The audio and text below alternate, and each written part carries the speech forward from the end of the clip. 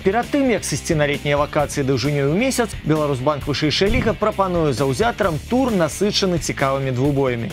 АБФ ФТБ заклікае гледачоў прыйсці на стадыёны, ды на ўласныя вочы пабачыць супрацьстаянні. Каб было прасцей разумець, у чым іх турнірная сутнасць, распавядае пра найбольш драматычныя сутычкі уікенда.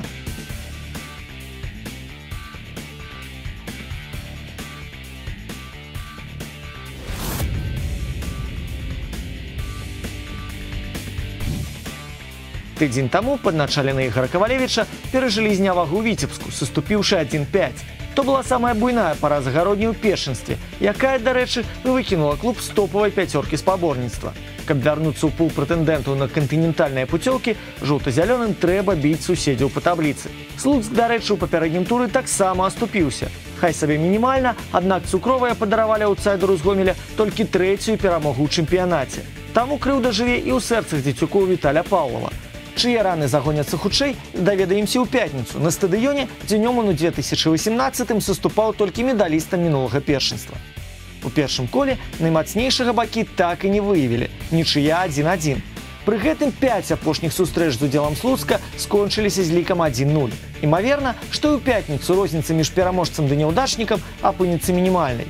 Аднак зараз раўнавага схіліцца ў бок гаспадароў, якія, дарэчы, у 6 апошніх сустрэчах толькі раз не зыходзілі з поля без гола.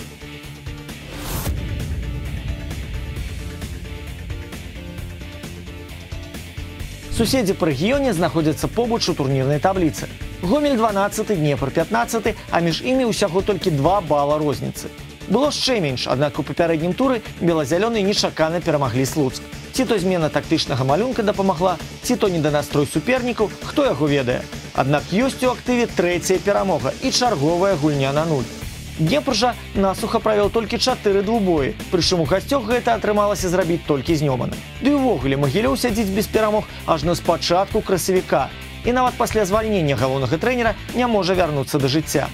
Да бар'ера зыходзяцца калектывы, што разам за 16 тураў стварылі толькі 16 забітых мячоў. З чаго вынікае, што адкрытага да феерычнага футбола на выходных не пабачыць.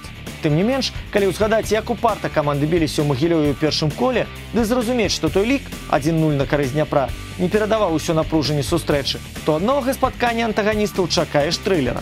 І хутчэй за ўсё рэванш гамяльчан.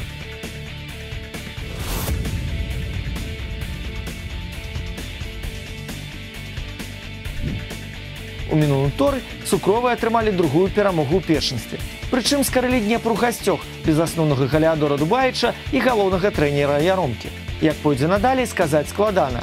Але тое, што гарадзее можа больш, чым валандацца напрыканцы табліцы, гэта відавочна. І даказваць гэта гаспадары возьмуцца ў супрацьстаянні з такімі ж небаракамі. Тарпеда ўсяго на 2 радкі вышэй за апаненту, але мае тую ж колькасць балаў. Ды па дыстанцыі крочыць амаль сінхронна. Вось толькі галы даюцца чорна-белым з катастрафічнай складанасцю. Горшы наступ першынства мае на рахунку толькі 7 мячоў. Адзін з іх быў забіты на мінулым тыдні і выратаваў для менчукоў нічыю з Іслачу. Другі ж прыляцеў у браму гарадзе ў першым коле і здабыў аўтазаводцам дэбютную перамогу ў эліце пасля вяртання на вышэйшы ўзровень. З 11 ачкоў, што здабыла Тарпеда ў сезоне, толькі 3 прыйшліся на сустрэчу гасцёў. Гарадзея ж на родным поле зваявала ўдвая больш. У той жа час падначаленыя Яромкі толькі раз за першынства згулялі ў родных сценах на 0, што дае шанец апанентам як мінімум не саступіць. Бакі разумеюць, што кошт памылкі ў сустрэчы завоблачны.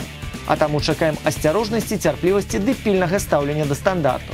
І тут больш прывабнымі выглядаюць перспектывы гаспадароў.